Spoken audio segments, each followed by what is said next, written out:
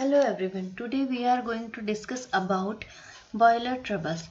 It is an important topic of water chemistry. In this lecture we are going to discuss about what is the boiler troubles and what is the disadvantages of boiler troubles.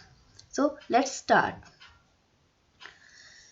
Boiler troubles or problems in boiler use. We all know that boilers used for water boiling, and we can say that huge quantity of water is used in boilers for generation of steam. There are number of difficulties arises when hard water is used directly in the boilers. Always it is not possible to remove all the impurities from water. We can remove only some impurities from the water and in certain extent. In many boilers, laboratories and industries and medical fields require more purer water. So in this case we have to use requirement of more purer water. So when we use directly hard water in the boiler, we may cause lot of problems. It may cause lot of problems in boilers. So it may be scale and sludge formation, it may be boiler corrosion, it may be priming and foaming, it may be caustic embrittlement. One by one we will discuss about these problems. So first one is scale and sludge formation. We all know that boilers used for water generation, and in boilers when water evaporates continuously and the concentration of dissolved salt increase progressively, and when the concentration of the dissolved salt reach at saturation point, they are thrown out of water in the form of precipitate on the inner walls of the boiler.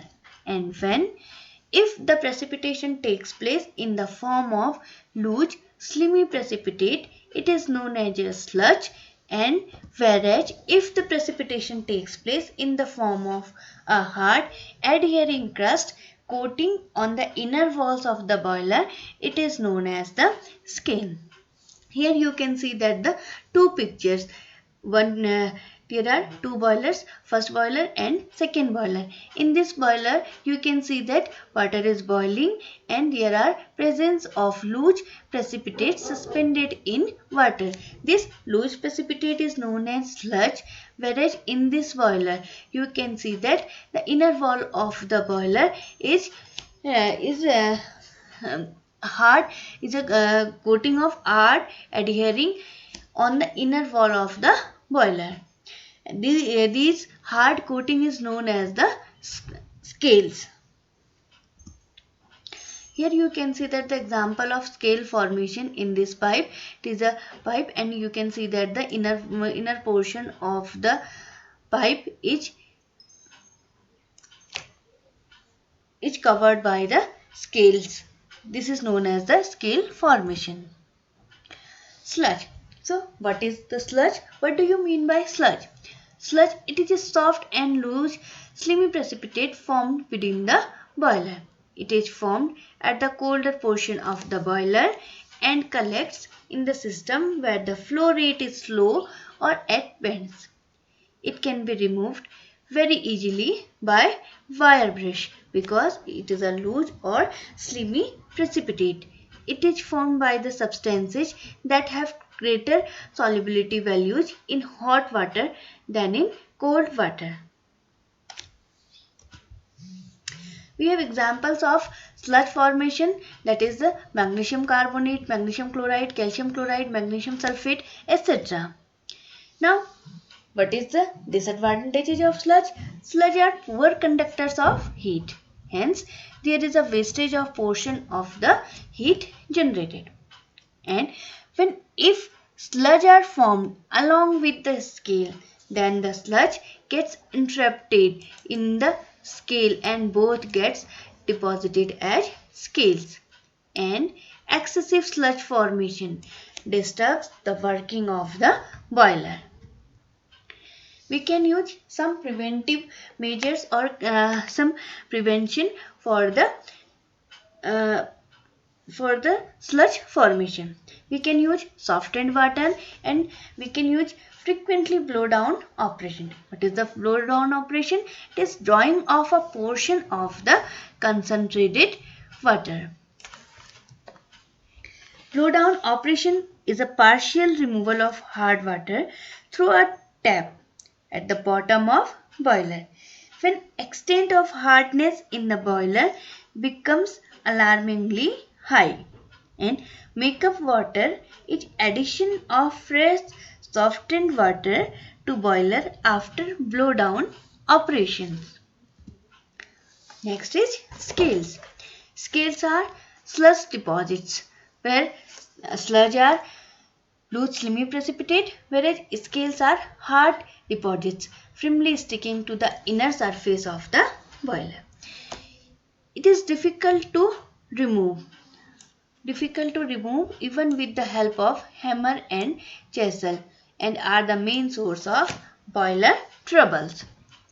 These scales may be formed inside the boilers due to decomposition of calcium bicarbonate. You all know very well that calcium bicarbonate, it is soluble in water, whereas calcium carbonate, it is insoluble in water and act as a soft scale.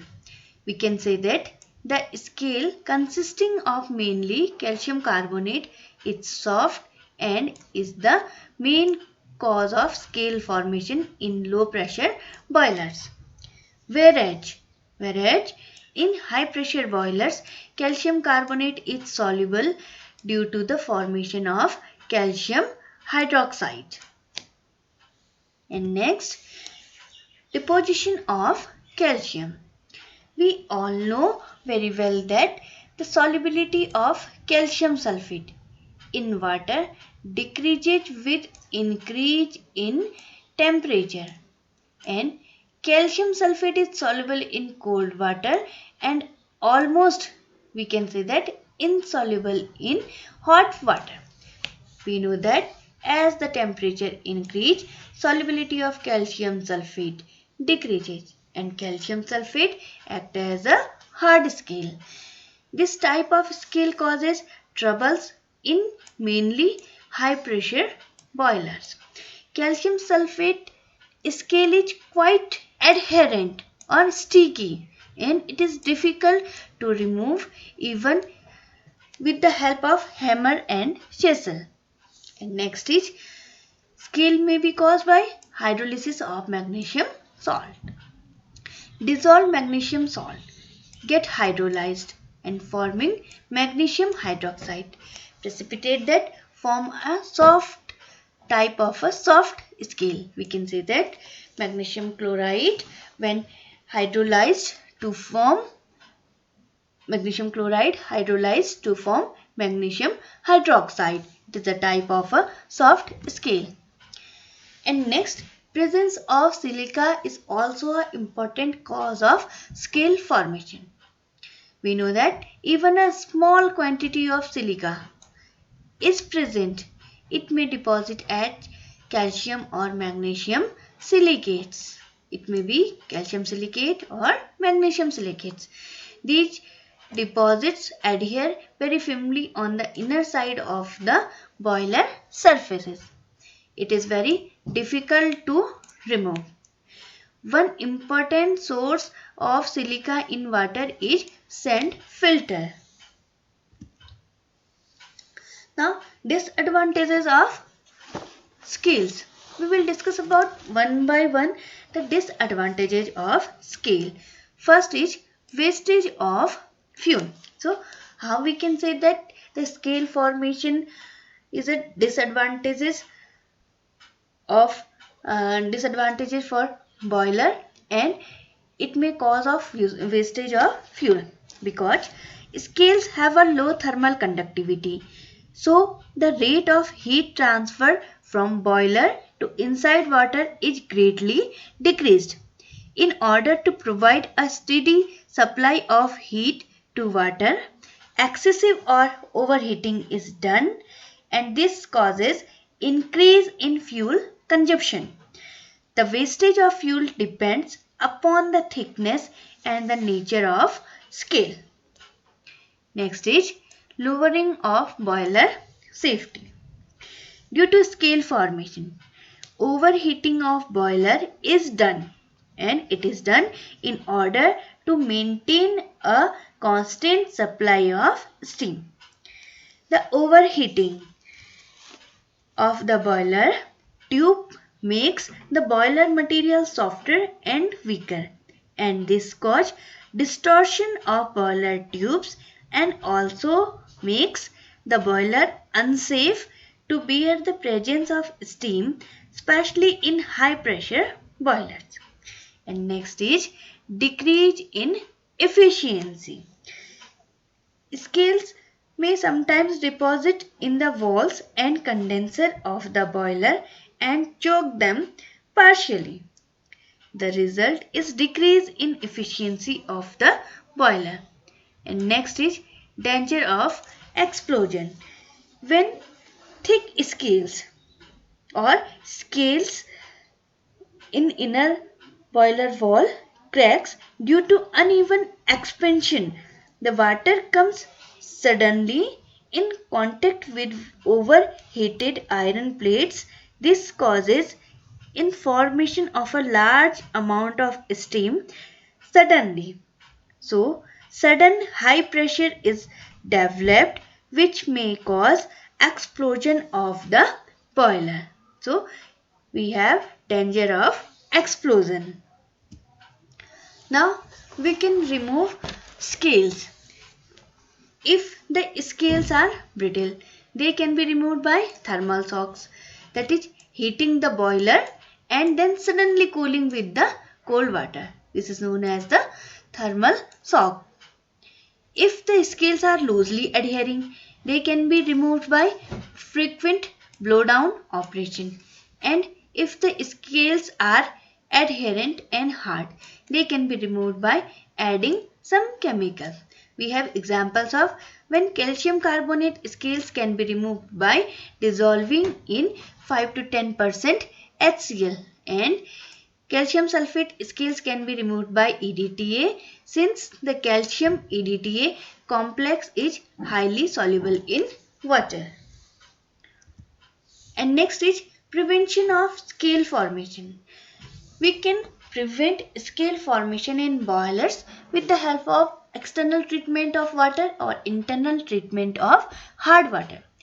What is the external treatment of hard water? It involves the removal of hardness producing salts from the water before feeding into the boiler.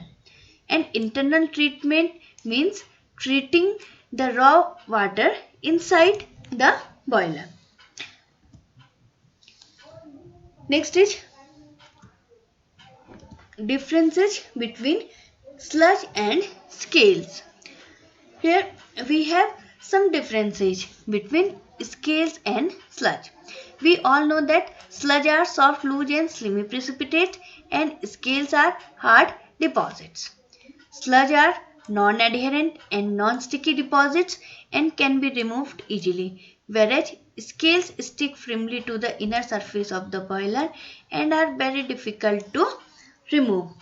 Sludge are formed by the substances like calcium chloride, magnesium sulfate, magnesium carbonate, whereas scales are formed by the substances like calcium sulfate, magnesium hydroxide, etc.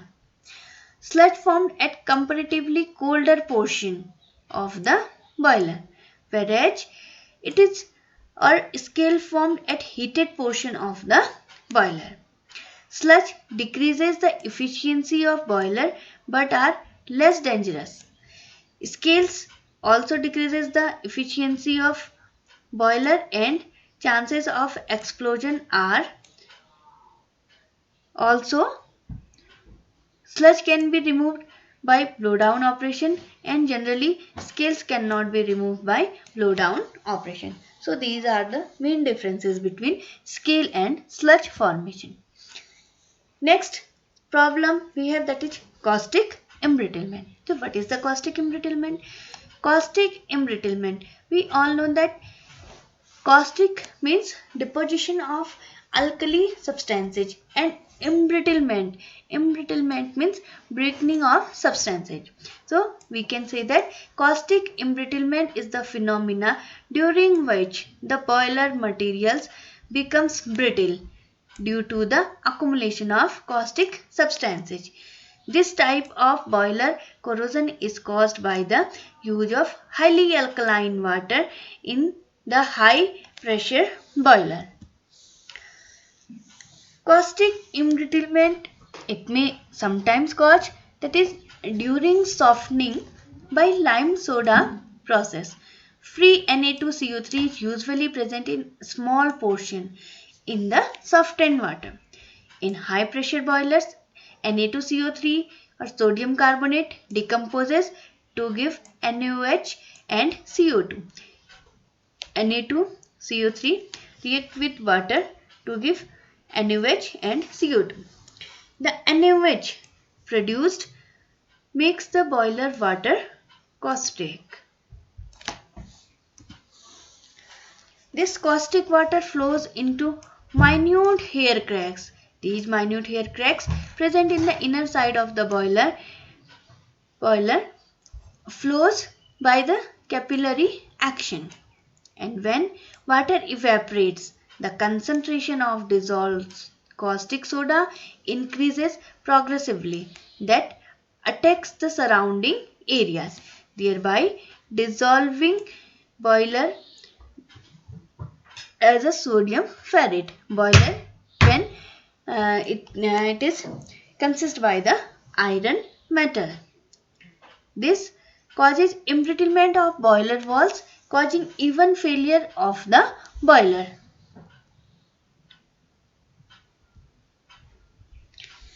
So we can say that embrittlement arises due to setting up of a concentration cell. Caustic embrittlement when iron surrounded by dilute NaOH is acting as the cathode, whereas the iron surrounded by the concentrated NaOH acting as a anode. We can see that when iron present at bands or surfaces,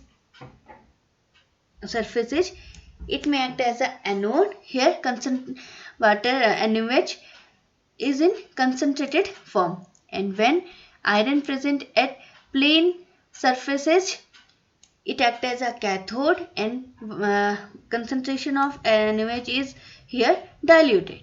So we can say that anode in the anodic parts get dissolved or corroded. The formation of cracks in boilers due to NaOH is called caustic embrittlement.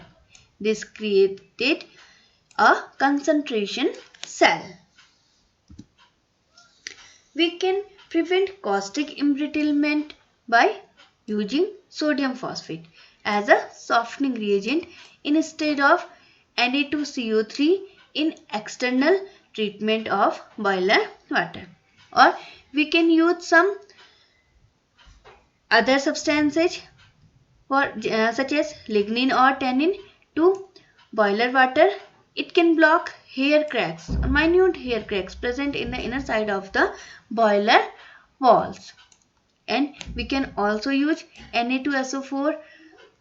It blocks hair cracks, or it can prevent accumulation of caustic water.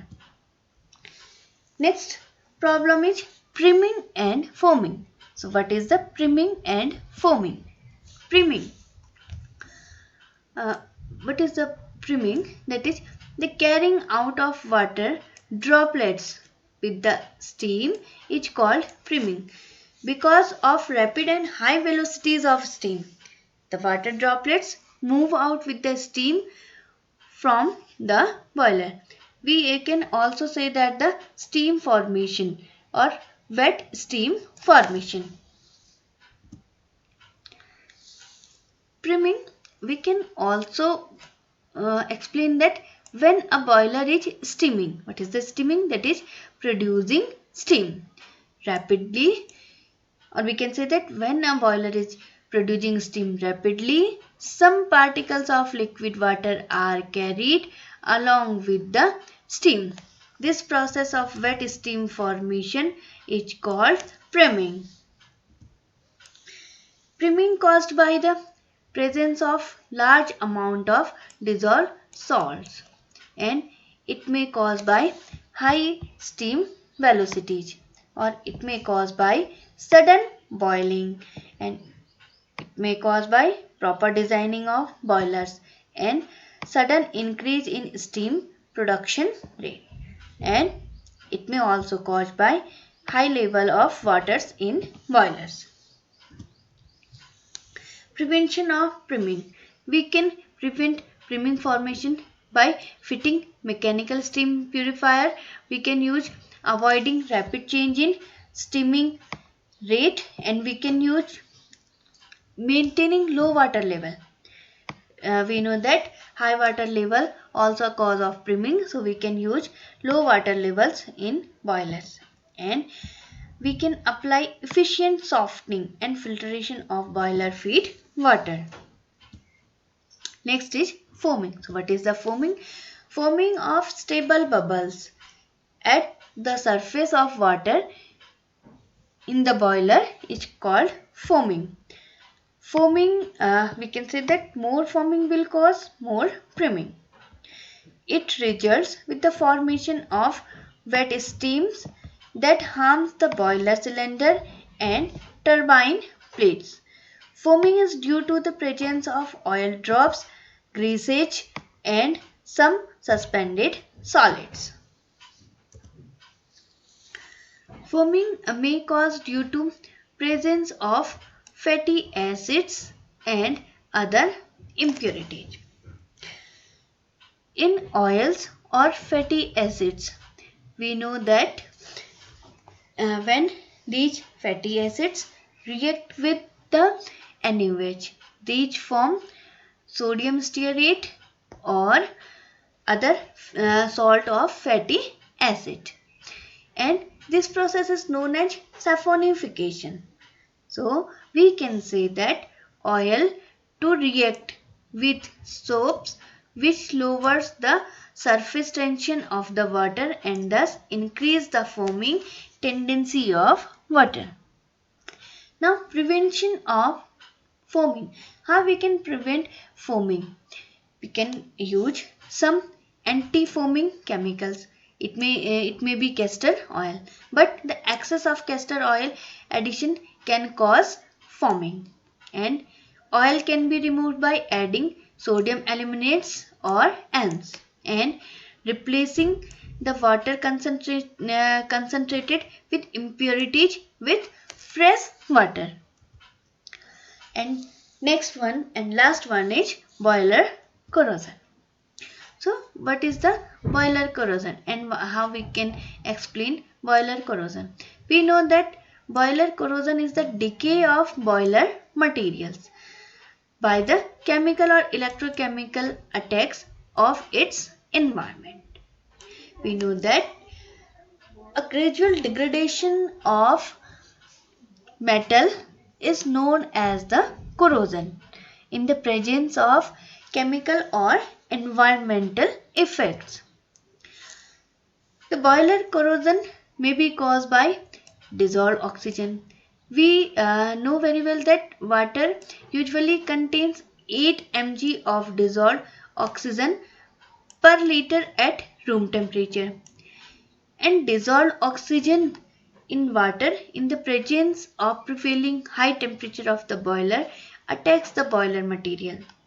We can see that when iron in the presence of water or oxygen, it is converted into ferrous hydroxide, and ferrous hydroxide again react with oxygen to form a type of a rust. If we can remove dissolved oxygen, we can prevent boiler corrosion. We can remove oxygen present in